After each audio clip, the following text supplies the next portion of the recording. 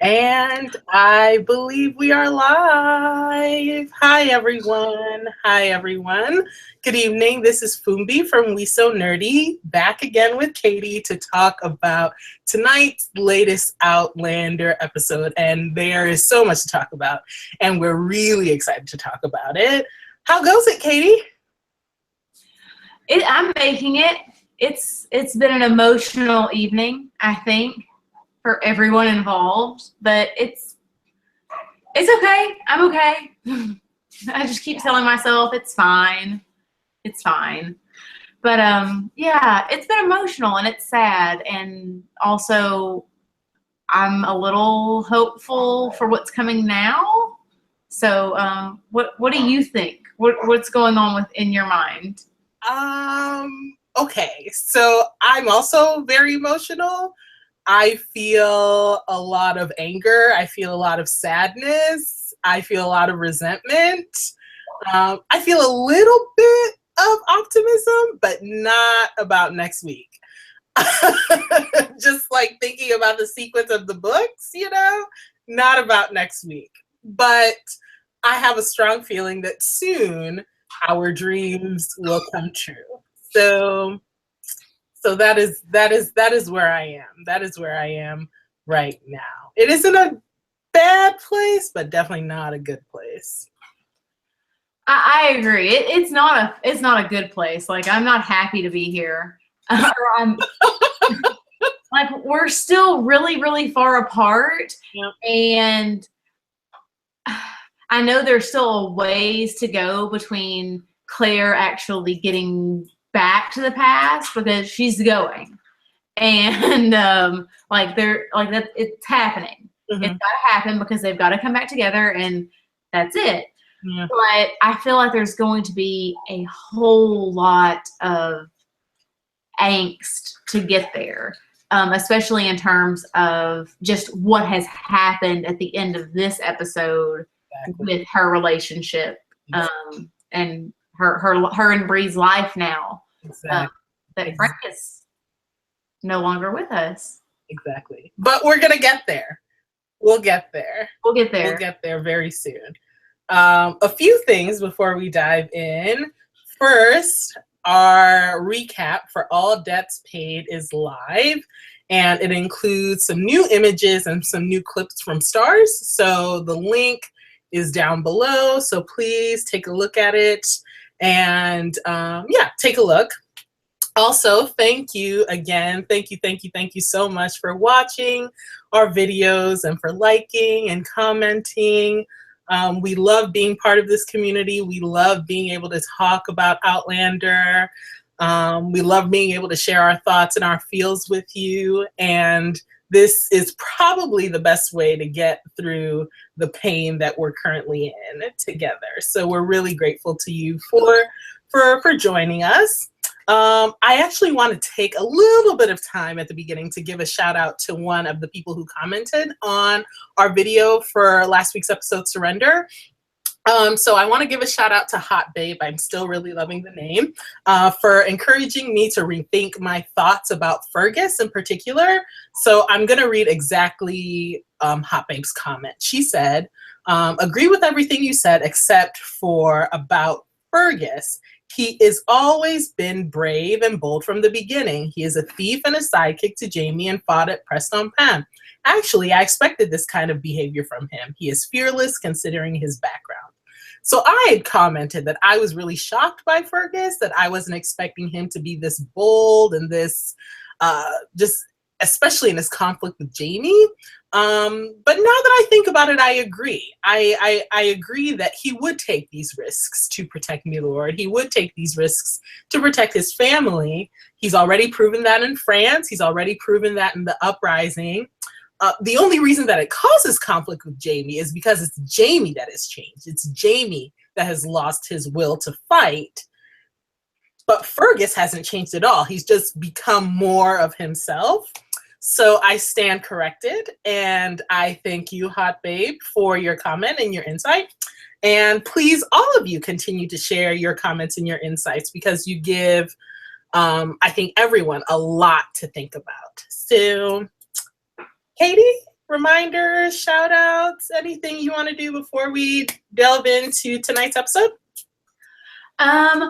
I also wanted to say that, that comment was one that stuck out to me a whole lot because I guess we all are stuck in Jamie's head a lot, and we do kind of put his emotional feelings on other characters. And so we see Jamie being this changed individual, and then we automatically are like, well, Fergus. And I agreed with that comment completely, because after I stopped and thought about it, I was like, Fergus has always been this way. Fergus has always been very brave and very much willing to do whatever it took for Jamie and for Claire and for the uprising.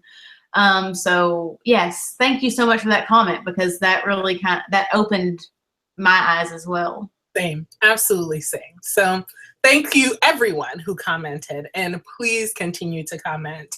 And we will continue to interact and share our thoughts as well. So let's go ahead and get started. I don't know why I'm doing all this with my hands, but here we are. Let's go ahead and get started. I don't know what to do with my hands. Let's go ahead and get started and talk about all debts paid. So I know. So if you've been watching, so after each episode, if you watch on the Stars Play app, after each episode, Ron Moore, Tony Graffia, and Matthew Roberts sit down together and they reflect on the episode. And from week to week, the three of them have been very clear and very emphatic in talking about how, even though Jamie and Claire are in different time periods, their journeys parallel one another quite a bit. So in the Battle Joined, Jamie physically went off to battle at Culloden. He fought Blackjack Randall, and then he also fought against everyone who was trying to keep him alive. And Claire, in her time, battled against Frank, battled against her new life with him. In Surrender, both Jamie and Claire surrendered, or attempted to surrender to their lives without each other. They surrendered to the grief, and Jamie actually physically surrendered to the Redcoats. So this week's title is All Debts Paid. So thinking about that title, thinking about both Jamie and Claire in this episode, what do you think that title means? What does it mean to you? And how would you say it manifests in what Jamie and Claire experience today? Oh, we're starting off with a hard one, but it's a good question, because I didn't really realize how much those episode titles were so paralleling their storylines. And if you had just taken 5 minutes to think, you could have just been like, duh. But All Debts Paid, I think specifically for Jamie, we see him pay off his debt essentially and get out of prison, like hardcore, that prison. What was it called again? Ardsmuir. I think that's the pronunciation. Ardsmuir prison. Get out of that. And we also see Lord John Grey kind of officially paying his debt to Jamie. Mm-hmm. And so that's kind of what I took from it on that end, that timeline. Mm-hmm. And then with Claire and Frank, I took that to mean that his time and their time together was done. The obligation that they made to make a happy family for Bree, that had met an end, and it was time to go their separate ways. Everything that they had promised each other was fulfilled. Yeah. No, it's interesting because you're right. Like, so for Jamie, he is like actually he's in prison paying a debt to society. And it's really through this new, is friendship too strong of a word? I'm going to use the word friendship, but I don't know. I mean, can a prisoner and a warden be friends given the power differential? That this may not be the place we want to have that conversation. Well, see, it's a good question because when you said friendship, I was thinking, well, can he really be friends with the guy who's in charge of his life? Yeah. So it's more like an acquaintanceship right now, or I don't know how to name what they have. Yeah, but a relationship of sorts. So we have a new debut, and it is Lord John Grey. And actually, it's not that new. Lord John made his debut actually in season 2 in Je suis prêt, the episode Je suis prêt, when he tried to kill Jamie while Jamie was relieving himself. So that's the thing that happened. And we saw that Jamie repaid the favor, right? So you're right. Jamie pays a debt, but it's really interesting to think about the relationship that he has with Lord John Grey, because their friendship or whatever relationship they develop is sort of in that line of paying a debt, that clearly there was something that happened between them. There's something that's unresolved between them. And in the process of this episode, both characters move towards resolving it, right? So Jamie, he did a bad thing. He used William Grey at that time as he was going by. He used William Grey for information and then left him tied to a tree. And John Grey promised that he, would he owed Jamie for saving his life instead of killing him by tying them to that tree. But in their interaction, they both make amends without explicitly making amends. Does that make sense? It does. Like, they don't come right out and say it and spell it all out, but over the course of the episode, you can see that they're making that their relationship is getting a little bit stronger, and they're trusting each other a little bit more as the episode progresses. And then at the very end, obviously there's a whole lot of trust or respect with what Lord John Grey does for Jamie. Yeah. As opposed to sending him away with the rest of the prisoners. We're going here to Hellwater, Oh. which we will also talk about soon. So is it fair? Can we talk briefly? Again, I'm gonna come back to Lord John Grey. So as I've mentioned before, I've read the books. And Lord John Grey, I know this is gonna get me in trouble. And I'm sorry, but not sorry. I know that people adore Lord John Grey. I am not one of those people. In fact, I don't know that I like Lord John Grey at all. So what I'm about to say might be unfair, but I think given tonight's episode and given the way things went down between them, between Lord John Grey and Jamie towards the end of the episode, I think it's a fair question. And that is, can we talk about Lord John Grey versus Black Jack Randall? Yes, absolutely.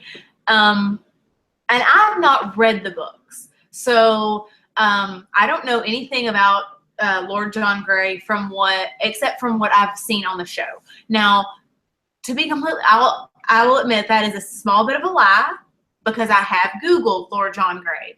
But in theory, I really don't know the entire situations that have happened to lead us to these points in the future. But there is a moment that I feel for Jamie, because he has experienced such abuse at the hands of the Redcoats, specifically Black Jack Randall, who is very much attracted to him in a sexual way. And then you have Lord John Grey, whose his affections are, I wouldn't say as I don't think Lord John Grey would take advantage of Jamie, but I think that he is very much interested in Jamie as a love interest. And Jamie sees that because John Grey looks at him the same way that Blackjack Randall has looked at him in the past. And I mean, I'm not saying Lord John Grey wants to do what Blackjack did, but I feel like he's very much open to, if Jamie's cool with it, we could have a relationship while he's here. Yeah. Or we could have a relationship that goes beyond this prison later. And I mean, I don't hate Lord John Grey for it. I mean, I've seen Jamie. He's a nice looking guy. True. But Jamie has extreme, I mean, when he touches his hand and holds his hand, like that triggers something in Jamie. Yeah. And I think it all has to do with a man in a position of power, a red coat, and all of that's always going to circle back to the abuse he was, had at the hands of Blackjack Randall. Absolutely. Absolutely. I agree completely. So let me say this again. So my hangups with Lord John Grey don't come until like books 4 and 5. So I'm willing to, for the sake of our conversation now, to focus explicitly on Lord John Grey's actions thus far. And I do not in any way want to imply that I think Lord John Grey would abuse, rape, be violent, sexually violent, otherwise violent to Jamie. I don't perceive that at all. I think if they were in different circumstances, I think Lord John Grey and Jamie would be very good friends. They have a lot in common. They like good food. They like good wine. They're both really good at chess. Like, have we even met anyone who's been able to beat Jamie at chess? But Lord John Grey beat Jamie at chess, right? So they're both really smart. And they both bond over those things. They both bond over losing a loved one, right? What is the line Lord John Grey says? Some people you grieve forever, something like that. And it's a brilliant line because it's true, right? Like Lord John Grey loved this man that he was desperately, deeply in love with and didn't even get a chance to say goodbye. And Jamie too knows that sort of grief because he lost Claire, right? And it's actually with Lord John Grey that Jamie is able to say the name Claire for the first time. I think the first time this season. I mean, I don't know if that's a stretch, but I really think it's the first time this season that Jamie has actually said her, like referred to her as Claire, and it's with Lord John Grey and they bond over that. But at the same time, yeah, in that moment, where Lord John touches his hand and you can see there's a shift in the air. And I could just say, like, I could imagine Jamie in his head thinking, what the hell do these redcoats, why won't they leave me alone? And he's like, enough of this sexual attraction abuse from these flippin' redcoats. Like, I can imagine him saying it. And he's like, take your hand off me, touch me again, and I will kill you, right? And I agree with you completely. He's triggered. I agree completely. Well, and I think you're right. And I think I may have mentioned this to you the first time I watched the episode was this is the first time he said Claire's name. Mm-hmm. Like this entire season. Like he said my lady, he said my wife, but he's never said Claire. And so he does bond with Lord John Grey. He does feel a connection to him, like a kinship. But that is not at the beginning. Like it takes them a while, and it's almost like at the very end, right before the prison closes, right? That interaction happens, and so yeah, like I don't know. I don't know about Lord John Grey. Like he seems like an okay guy right now, and he does respect Jamie's wishes. He doesn't push it any further. But he definitely, I think, has a very strong affection for Jamie and the kind of man he is. Yeah. Well, I mean, and they say it explicitly that they admire one another. Like when Jamie told Lord John Grey that actually the English woman that he thought he was saving was actually Claire, and they laughed about it, right? But Jamie said that, I admire you. I admire someone even as young as you who would put themselves out there and take a risk to save another woman's virtue. Like, that is something that's admirable. So they definitely admire each other. And when Jamie got on his knees, in that scene, and he was like, you need to fulfill your promise and kill me. I was like, number one, why are you doing this? Why is the Lord testing me? Jamie, why do you want to die? Why do you want to die? But then Lord John Grey doesn't. And he says, I am not a murderer of unarmed prisoners, right? So Lord John has shown himself time and time again to be an honorable man. And it's true at the beginning, Jamie isn't sure how much he can trust it. But I think over time, should their relationship continue, that Jamie might find that he can count on Lord John Grey. I agree. And that scene where he gets on his knees and he's, now's the time to kind of pay your debt, and that broke my heart so much, because Jamie, he really has given up. Like, he made sure, hey, just time out. Like, he made sure that Murtaugh, who's alive, Murtaugh lives. Okay? Murtaugh lives. Just we'll get to that in a second. But yay! Oh my gosh, he's there. Like, make sure that he has his medicine. He has his blankets. He makes sure that the prisoners are taken care of. Jamie does all of these things that a leader should do. And when he feels like his debt is repaid to those men who fought alongside him, he can take a step back and say, now, please just end this for me. Yeah. Well, keep in mind, though, right? Like, so I think, so this is what I suspect. I'm just sort of hypothesizing here. But that was when Jamie spoke with Duncan Kerr, and Duncan Kerr referenced Colum and Dougal and his mother Ellen and Jamie's father Brian, and then the White Witch. And when he said White Witch, you could see Jamie's face just perk up, like, what?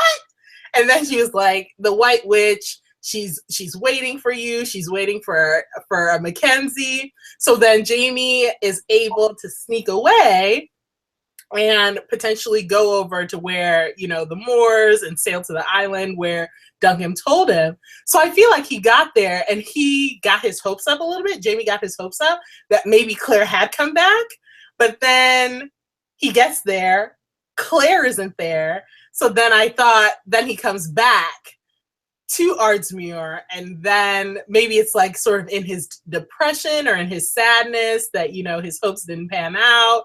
He's like, look, I don't want to do this anymore. Can you just take me out? Yeah, I agree with you. That's pretty spot on. And that hurts.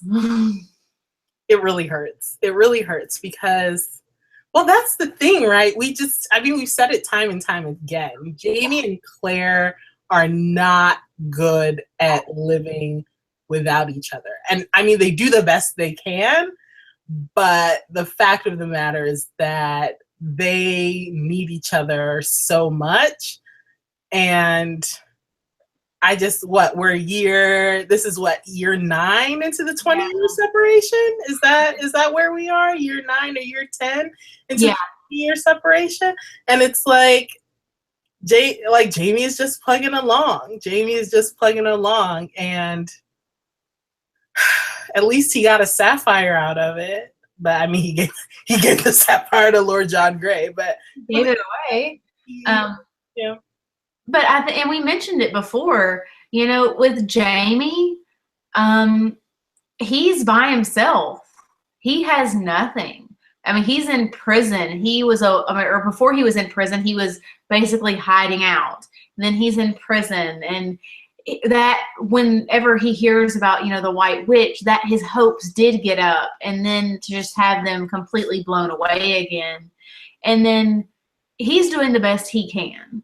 And then you have Claire, but Claire does have Bree. Claire does have a piece of Jamie, and I think that makes her life a little bit, I think she finds a purpose in that, a purpose in her daughter and raising her daughter, so that, a piece of Jamie is living on. And so Claire at least has Bree, but poor Jamie. Yeah. No, I feel, well, MacDoob, I'm not sure of the pronunciation, but he, as you said, like wherever Jamie goes, he becomes a leader among men. What is it? Jamie, King of Men, Jamie Fraser, King of Men, and he is. He becomes a leader among men wherever he goes. So much so that it's crazy to me that these guys would just, like, Jamie would be like, I need to make an escape. And they would just be like, yes, this is how we're going to stage a distraction. They're going to go this way to check on whether or not the stairs caught any animals. And then the two of us are going to go with you and bury you under some grass and then run back and distract. But I guess that's just that's just how it is. Jamie inspires that type of loyalty in people. I love him. I love him so much. I love Jamie. He's such a great character, but Sam portrays him so well. I mean, it's his eyes, it's his body language, it's just the way he holds himself whenever he's around, his friends or the redcoat. Sam is able to embody Jamie. Like, I don't think there's anybody else who could play Jamie the way Sam does. I can't imagine it. I cannot imagine. I can't imagine it.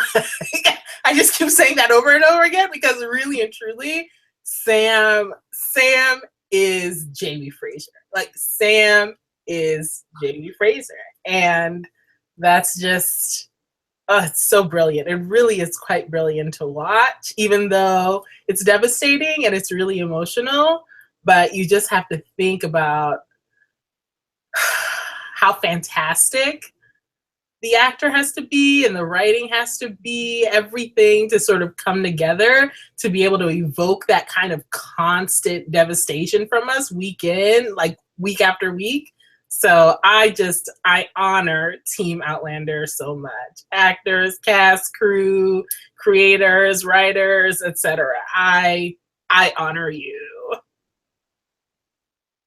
Yes, and everything that she just said, I second that, because it's incredible. It takes so much. I can't imagine how much time, effort, and just dedication goes into adapting these, this epic love story, because it's so big, and making it into something that is true to the books, and also just very much the fans love it. Like, it's written for the fans, I think, in a way, because they always seem to know which parts that we really, really, really want to see and highlight the most. Yeah. And they're fantastic at that. I agree with you completely. Team Outlander, we love you. We love you. We thank you. And we can't wait for seasons 4 and 5, potentially. But we're getting ahead of ourselves. Okay, so you brought it up. So I feel like we should talk about, before we get into sort of the sads of Claire and Frank, I feel like we should talk about the happy of Murtaugh, because Murtaugh lives. Murtaugh lives. And I was so happy to see that. I freaked out. I know, I did too. When Jamie walks in and he's like sitting and he's talking to a man, and you're like, who's he talking to? And then the camera, like the angle shifts, and you're like, Murtaugh. Yes. Oh my gosh. The camera, like at first, whenever the camera's kind of like at this weird, he's like, I think he's feeding him. Yeah. Right? Something. And I was just like, who is this dude? Like, who's this his sick person? And I was like, oh my gosh, oh my gosh, oh my gosh. And I just like freaked out. Because I didn't want him to die. And I think in the very first video review we did, I was like, I didn't see him die. I didn't see a body. I didn't see Redcoats doing anything. Murtaugh is alive. And I mean, it took us 8-9 years to reunite with him, but he's alive. And the thing is, he's been there ever since Culloden. So like at the time, by the time Jamie gets there, he's been at Ardsmuir for 6 years, I think. And then he and Jamie spend, I believe, an additional 3 years together before they're separated again. So they have, like, I sort of wish there was, maybe there's an outtake or something. So guys, if you're soliciting ideas for the Outlander season 3 DVD, if there's an outtake of Jamie walking into Ardsmuir and finding Murtaugh, if we could see that moment, I'd be so grateful. Because can you imagine it? Like, Jamie he's feeling positive that he sacrificed himself for his family, but he's left his family. He's still without Claire. Now he's in prison for goodness knows how long. He walks into Ardsmuir. He's the only person in these heavy chains. He walks in, and there is his kinsman, Murtaugh. I'm even so emotional right now just thinking about it.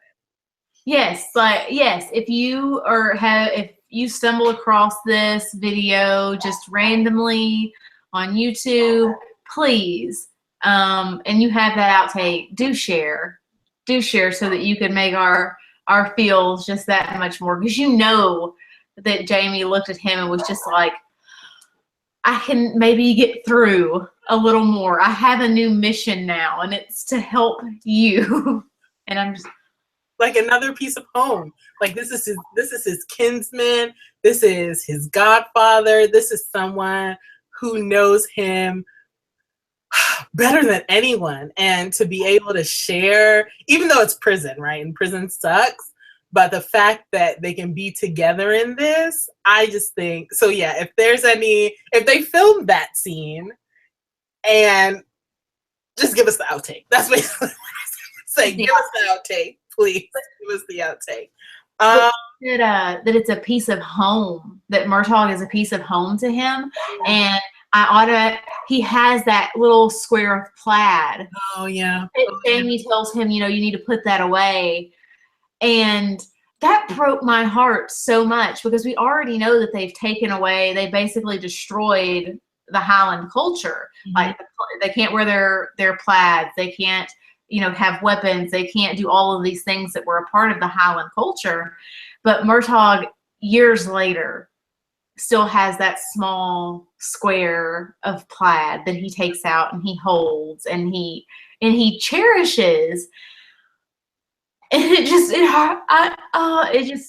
too many feelings. There's so many feelings whenever I saw that. It is. Actually, and now that I think about it, so someone who has read the books, please correct me or fill in the blank. So I think in the book, so it's not, in the book, Murtaugh dies. So Murtaugh does not survive in the books. But there's a scene, I believe, in the books where, so you're right, like, it is illegal for them to carry their plaid, but there's one prisoner who does have his plaid with him, and like the guards are doing sweeps, they're looking at the rooms or something, and they find the plaid, and they're about to punish everyone, but then Jamie McDubb steps up and he says, "This is my plaid," and he takes the punishment. And I think it's actually Lord John Grey who carries out the punishment. So I seem to remember, like, that sort of similar sort of thing was in the books, right? There was this issue around the plaid and it being severely punishable to be caught with it. So I seem to remember that. Someone correct me, or someone fill in the blanks for me, please. Yes, I have no frame of reference for that. I've not come across that on the Google, but oh my goodness, I can see Jamie totally stepping up though. He's mic'd up. Yeah. So a couple things. Can we talk about how we've known from the beginning, to me it seems from the beginning, that Murtaugh has been the captain of the Jamie Claire ship. Yeah. From the very beginning. Like, I'm thinking in season 1 at Jamie and Claire's wedding, I don't know if there was anyone smiling as big as Murtaugh was smiling. Like, Murtaugh was so happy that Jamie and Claire happened. And I just see that again in this episode. Like when Jamie brings the greens and forces him to eat green things. And when Jamie tells Murtaugh about what Duncan said about the White Witch, and he's like, do you think it's possible? Like, could Claire come back? Like, could we know what happened to Claire? And what about the child she was carrying? Like, he feels so much for that Jamie-Claire relationship. And it just made me happy to see Murtaugh still the captain of the Jamie-Claire ship. Oh, I know. I feel like Murtaugh is all of us. Like, with all of these questions, like, he's the one who's like, oh my gosh, do you think it's possible? What about the baby? What about Claire? And I'm like, he's basically the audience who is just going, but what's going to happen now? What are you going to do? I'm so happy. I'm so happy that you guys are together, and this is wonderful and fantastic. But then and Murtaugh is the one who he knows about Claire being from the future. He does. And so he and Jamie can talk in a way that Jamie can't talk about with anyone else. Yeah. And so I think that helps. And Murtaugh's just kind of, he's bless his shipper heart. He is a shipper. He is a Jamie Claire shipper. He's my captain. He is my captain. I am on the SS Jamie Claire, and my captain is Murtaugh Fitzgibbons, and I'm happy. I'm happy about it. Yes, cosign. But all good things do not last. No. And Murtaugh is off to the colonies, presumably the American colonies. Yeah. Is this it? I mean, for now. You are me. So I mentioned this to Katie. I mentioned this to Katie already. But I have a theory about, so again, Murtaugh doesn't live in the books, right? So I have a theory about who Murtaugh will replace in the TV show from the books. Like, what character from the books Murtaugh is going to replace in the TV show. I have a theory, but it's a big spoiler. So if you've read the books, come find me on Twitter. Come find me on Twitter at We So Nerdy.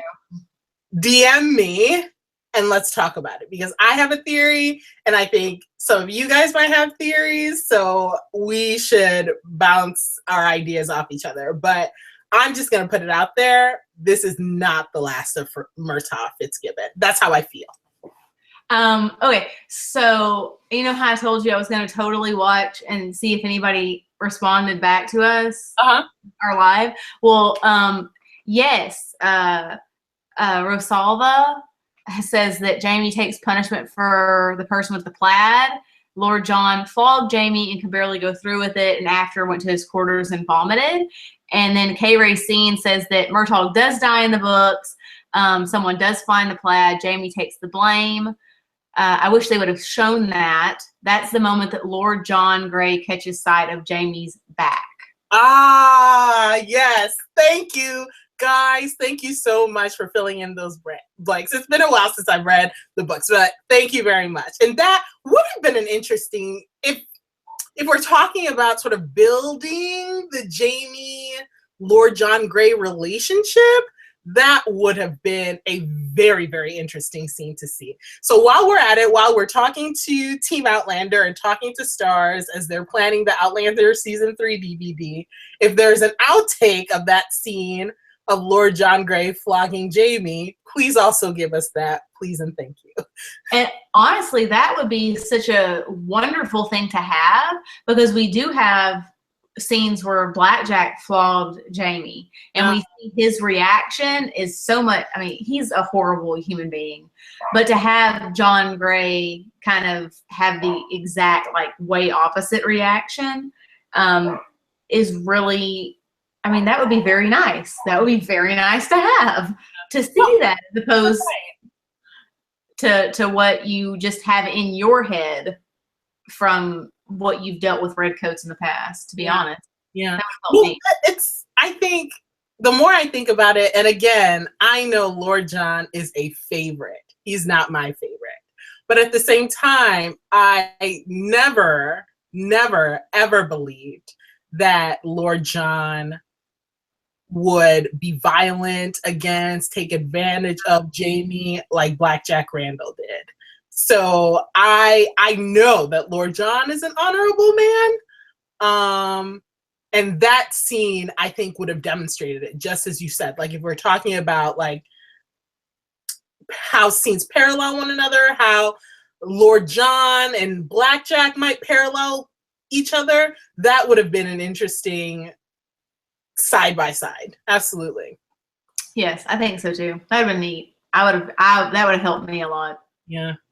So Murtaugh is gone. I don't think he's gone forever. Again, I have a theory, and you might have the same theory. So come find me on Twitter. Let's DM. Let's talk about it. Because if it is what I think it is, it's going to be pretty great. It's going to be really, really great, I think. And I can't wait to be surprised by it.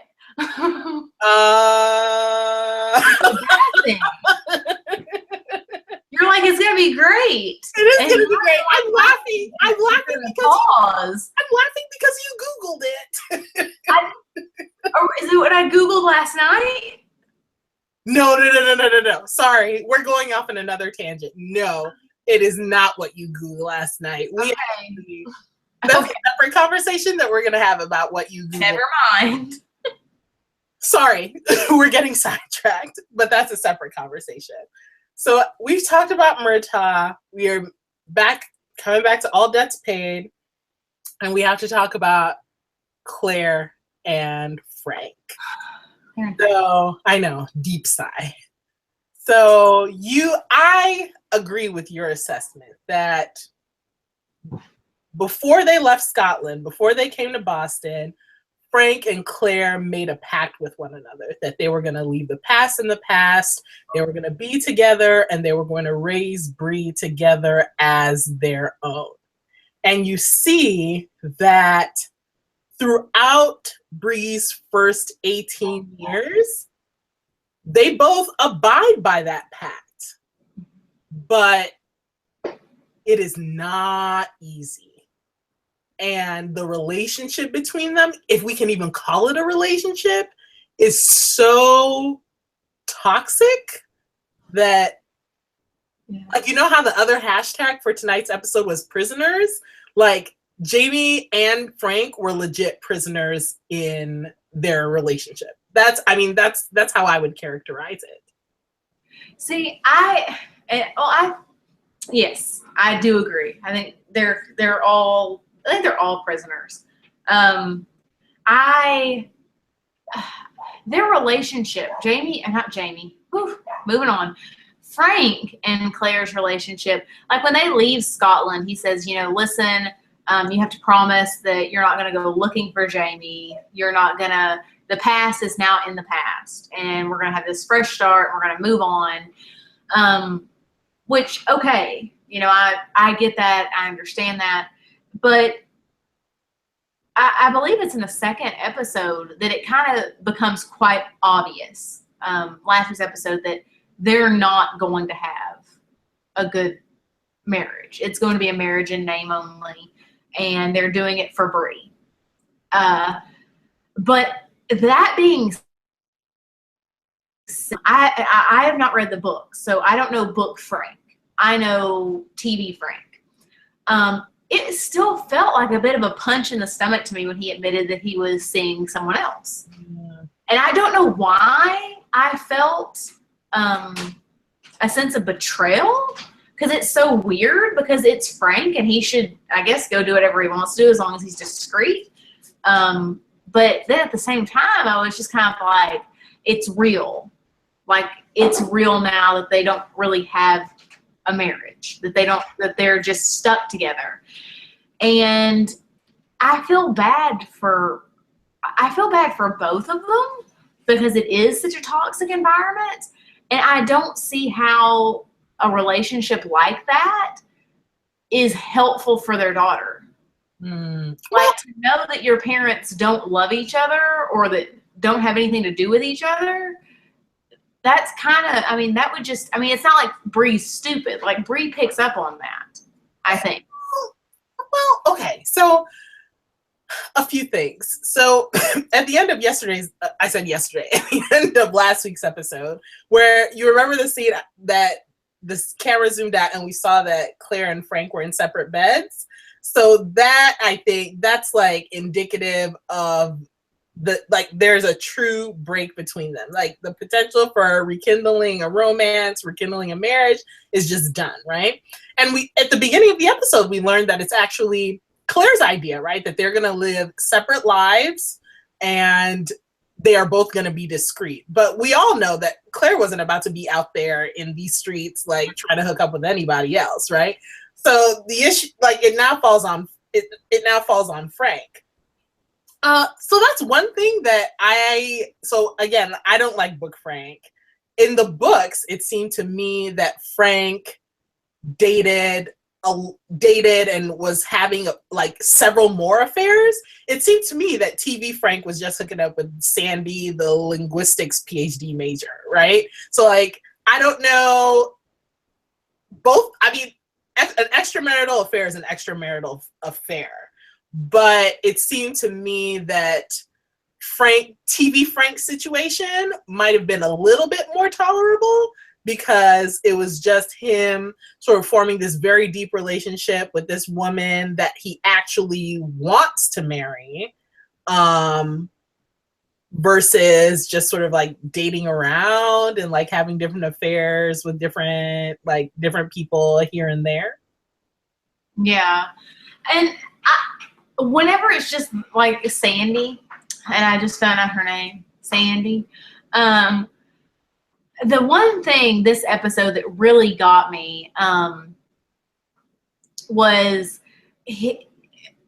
during Claire's graduation. During Claire's graduation, whenever she's, we're going to eat at a restaurant, our reservations at this time, and it's her, like, medical school graduation. Like, this is a big deal. And I just wish at some point that Frank might have handled that situation better. Yeah. Because, I mean, that hurt. But then at the end, I guess later that night after she comes, they're both at home and they're sitting on the couch, and she's kind of like, I can't believe that you brought her here. And I can't believe that you've let this happen. Here, you knew that today was important. And doesn't Frank say something like, maybe I wanted to hurt you? That's exactly what I was going to say. Like, that's the thing. Like, it's like they want to hurt you. He wants to hurt her as badly he hurt him. Yeah. With Jamie. Yeah. And I mean, it's such a bad situation. It is a really bad situation. But the thing is, like, again, they made a pact with one another, and day in, day out, despite the pain, the irritation, the awkwardness that they individually suffer, they're there for Bree. See, here's the thing, and I don't know. I think Bree's So I think back to Bree in Dragonfly and Amber, the last episode of season 2. And you can tell that Bree did have questions about the extent to which Claire actually loved Frank, and questioned whether or not Claire did love her father, or the man that she knows as her father. But I think growing up, I think Bree had a very happy childhood. She's certainly a daddy's girl, right? So any potential irritation, any potential questions she might have about her parents' relationship, they're not about Frank. They're about Claire, right? They're about Claire being a doctor, never being home, going to medical school, being in the office, always at the hospital, never being home for her, never being home for Frank, right? But she is 100% a daddy's girl. And you see it time and time again. Like at the graduation, Frank isn't going to a restaurant. Daddy, I don't want to go to the restaurant. At her 16th birthday, she wants to wish for a car. Claire tells her not to. Daddy says that she can wish for a car, so she wishes for a car. Like at graduation, she's looking out at the audience. She's looking at her daddy. Like she is a daddy's girl. And that is one thing that I will love Frank forever for, is that he poured his heart and soul into loving that girl. And she knew it. And that is, it can't have been an easy thing to do. But he did it. And I'm very, very grateful to Frank for that. Which brings us to our next thing. Does it bring us to our next thing? Yes. What's our next thing? Because I do. I'm so glad that Frank, he did step up. Care of Bree. He loved Bree. He was a good dad. Like, I think he was a good dad. I think he was a really good dad to Bree. But him using Bree at the end of the episode. Okay. Him saying, she'll come with me. Yeah. That's kind of a, I don't really, that made me upset with Frank a bit, that scene. No, I mean, Frank went too far. I would say so. So you think back to the scene the night of Claire's graduation, and Claire asks him, why don't we just file for divorce? And he's like, no, I don't. Like Millie and Jerry, and incidentally, we learned that Millie and Jerry, next door neighbors that were canoodling at dinner the episode before, they've now gotten a divorce. And Jerry lost custody of the kids. So Frank doesn't want to risk that. He loves Bree that much. He wants so much to be in Bree's life that he doesn't want to lose custody of her. And you can tell that Frank is the one who makes breakfast for Bree. Frank is the one who is there with Bree day in, day out. So Frank shouldn't have said it. But if we're being real, with one another, Frank was probably right. I think Frank was right. I think if Frank would have lived, rest in peace, Frank. If Frank would have lived and they would have gone to Bree and said, Bree, you can go with your dad to England, or you can stay in Boston with your mom, I think Bree would have gone with her dad. I think she would have gone too. I mean, I think she would have gone with Frank. I think she would have gone, I think he said he had a position in Cambridge. Yeah. And I think, she would have gone with him because they were close. But there's a part of me, and I guess it goes back to this, I don't know, just this idea of making Claire feel badly over what she's accomplished. Yeah. And I know that Claire, I can't imagine what it was like to kind of juggle all of those responsibilities with being, a female physician and then having a daughter. So I don't know, and it's so hard but just the idea of Frank saying, if she'll come with me. Yeah. And also I'm thinking of, as soon as it's okay, I'll be marrying Sandy.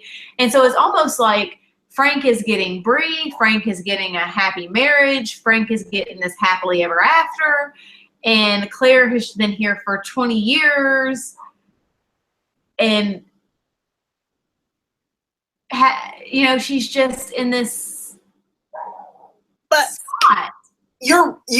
Frank was wrong. I think Frank was wrong. Frank, regardless of being right or it true or not true, Frank hurt Claire, and I think he purposely wanted to hurt Claire. Yeah. At the same time, right, we're thinking all debts paid. Yeah. And if I'm in Frank's mindset, I'm like, for the sake of this child, I have been in this marriage for 18 years. There's this woman that I love that I can't be with her. My debt to you, Claire, is paid. So I'm cashing out and I'm going to live in my happily ever after. And again, I say this as someone who is not a fan of Frank. And I think he was very wrong to say what he said, but Frank was done. I mean, that's what it boiled down. I mean, it was the night of Bree's graduation, like literally the night of Bree's graduation. Yeah. He came home. He did not wait till the next morning. He did not wait until the end of summer vacation. He said, I'm cashing out. I'm peacing out. And that's that. You know what I mean? So like, he was done. He was like, I paid, the pact we made has been fulfilled. Bree is an adult. And he said that multiple times. Bree is an adult. Bree is an adult. So he felt like, yeah, now I can go off and I can do whatever I want to do. That's true. That is true. I mean, all the things he promised are done. And then I guess at the end of this episode with Frank being, his saying, I'm done here. I've put in my time. I've put in this. I've raised this child with you, so we can split and we can go our separate ways. And he can find happiness there. That also makes Claire's debt to him paid. She does not have to abide by that rule that she can't go searching for Jamie anymore. Yeah. Like if he's checking out and cashing out, Claire can say, well, I'm going to figure out what happened to Jamie now that you're on your own and I'll go do my thing. But then it leaves us with Bree. Like, is Bree going to, Bree would go with Frank. Well, but I don't think that Claire would stay in Boston.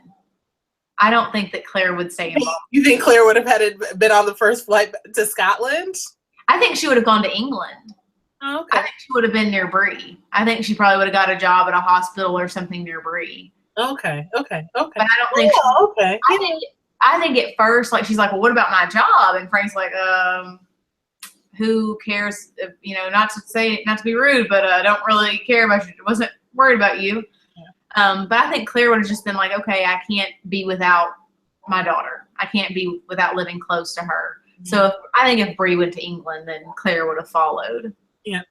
But I mean, I think about Claire, like in the actual sense that, Frank dies in a car crash.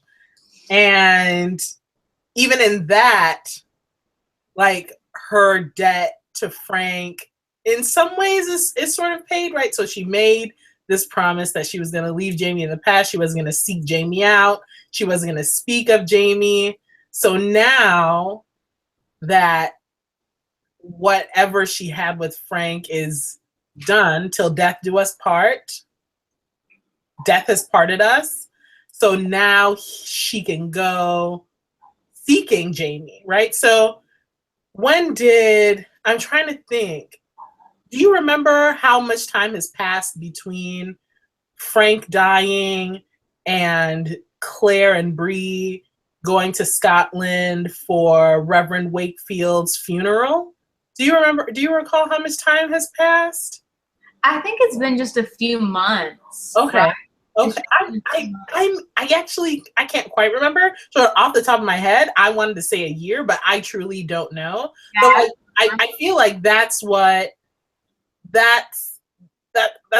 part of Claire sort of spreading her wings, right? Like for the last 18 years, 20 years, I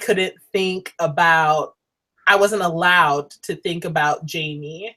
And now I'm in Scotland to say goodbye to Reverend Wakefield. And now I can go to, and that's what she does, right? She goes to Lollybrook, she goes to the Culloden Moor, and she sits next to the stone, the Fraser Stone, and she talks about Jamie. She goes to the museum. She goes to look up the records of, who owns Lollybrook. She does all of these things that she never would have allowed herself to do in before, or even if Frank were alive, right? These are things that I don't think she would have allowed herself to do. So I guess in some ways, right, this pact that she made with Frank, that is also finished.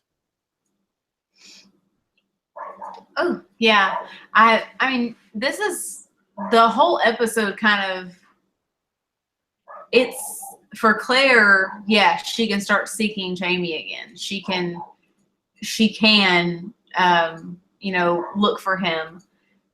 And I think it's really honestly a beautiful moment and it's sad, but that she shares with Frank at the very end.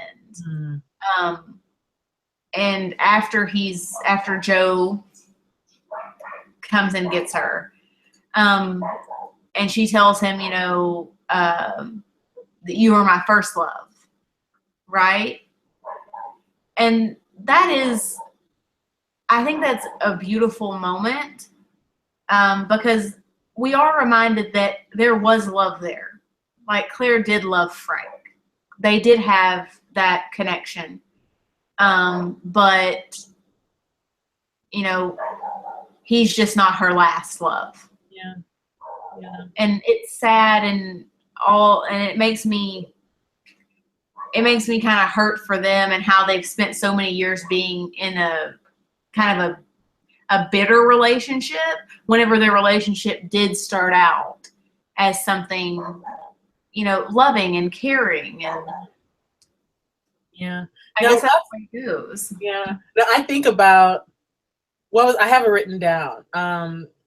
Frank says, so it's when they're arguing about Frank saying he wants to get a divorce. And Frank says, you couldn't look at Brianna without seeing him, could you? Without that constant reminder, him. Might you have forgotten him with time? And then Claire says, that amount of time doesn't exist, right? So that is just it. That's just like, he is forever in love with Jamie Fraser, and there's nothing that could have been done to change it. So again, like last week, we had this conversation about could the events have unfolded any other way? To me, the answer is no. I don't think there's anything that could have happened that would have changed the relationship that we see between Frank and Claire. Like I just don't see any other way. I don't either. I mean, when Claire comes back, she's devastated and she's heartbroken, and she's not gonna love Frank the way she loves Jamie. But Jamie wanted their daughter to have a family, and he wanted her to be loved and to grow up in a family. And so Claire does that in a way.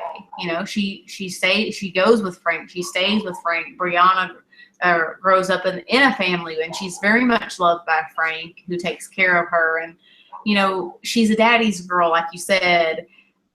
And that's kind of Claire paying that debt to Jamie as well, is to make sure Brianna grows up in a really loving, caring environment.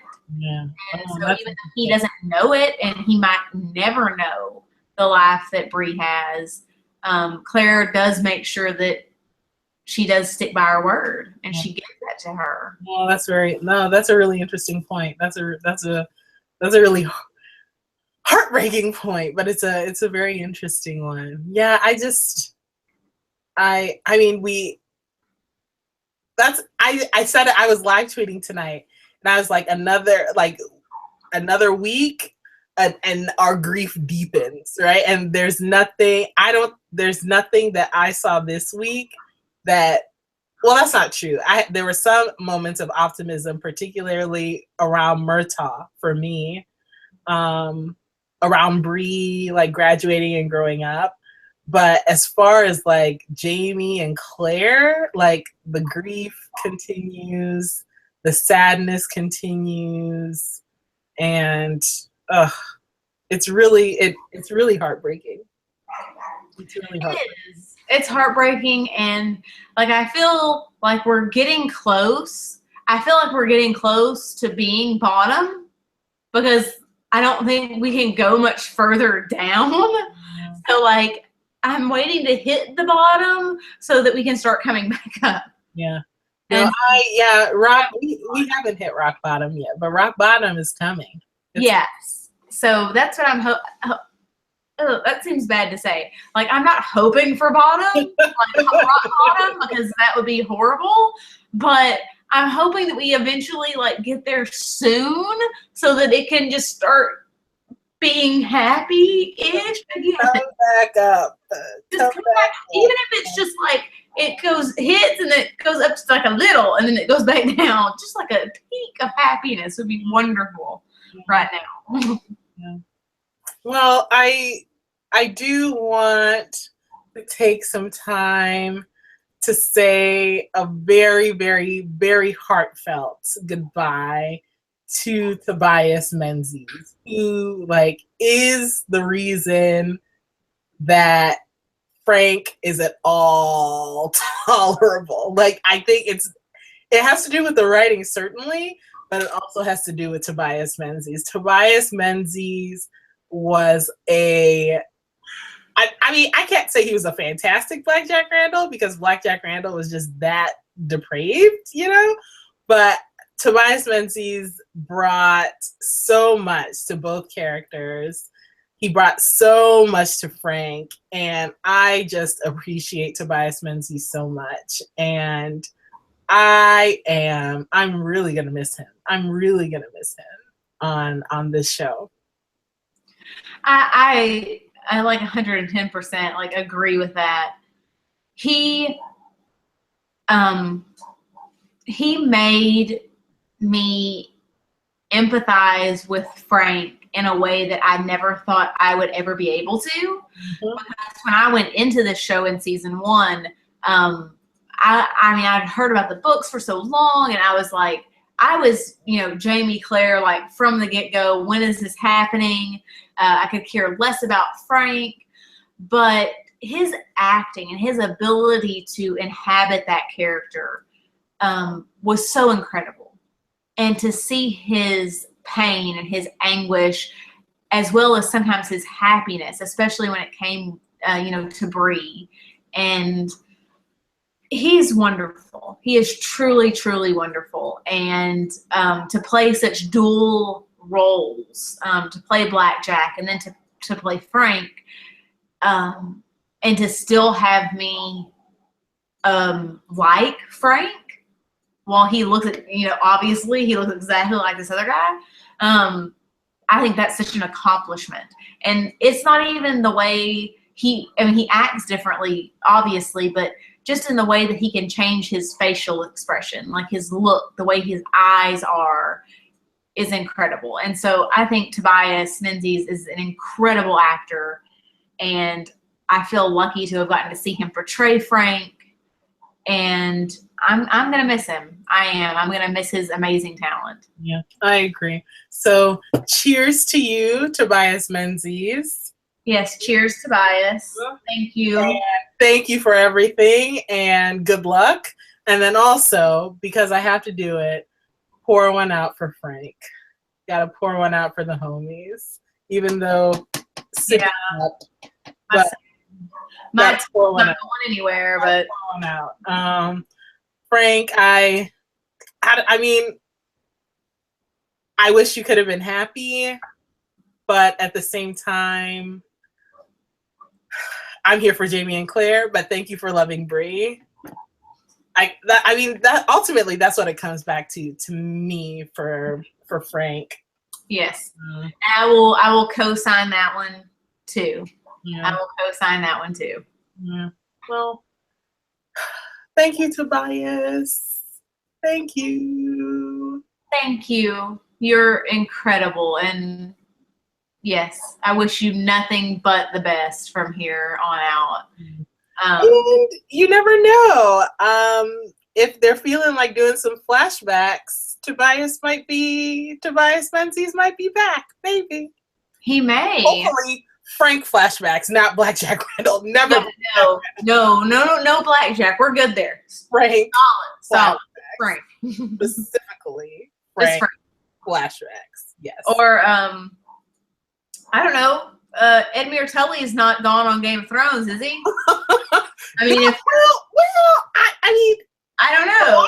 The last we saw Edmure Tully, he was at River Run, right? Yeah. He had just taken River Run. We are going on another tangent about a whole other show, but no, Edmure Tully might still be alive, especially after Arya had killed all the Freys.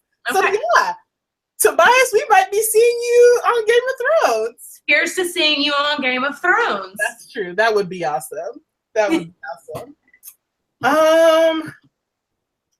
I think that's all I have, Katie. I'm trying to think. Yeah. I think, yeah, that's all I have. How about you? Yeah, I mean, that's all I have. We have Jamie. I think next week we have Jamie and his new living situation in Hellwater, which is an apt name. Yeah. And we'll see what happens with Claire. Yeah. Well, yeah, now that Frank is gone, so presumably either... Yeah, so we're really close to where season 2 ended, like Dragonfly and Amber. So we might be getting to a point where we're coming back to like the present. Yeah. For Claire, Bree, and Roger. So I'm interested to see more of Claire and Bree's relationship. Bree as an adult. And also Bree and Roger. Yes. I want to see Roger. Bree and Roger. So hopefully we'll get that. And then, yeah, Jamie's in Hellwater. Yeah. Anyways. I don't really want to talk about that now because I think I want to talk about it next week. But we have to. We promise to do these every week. So yeah. So next week, yeah, we'll wait until then. But I'm here for more Bree and Roger. We'll have a lot to say. Okay. So thank you guys for chatting with us or for watching us chat.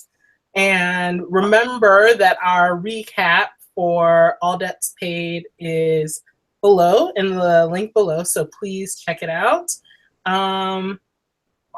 Katie, any other reminders?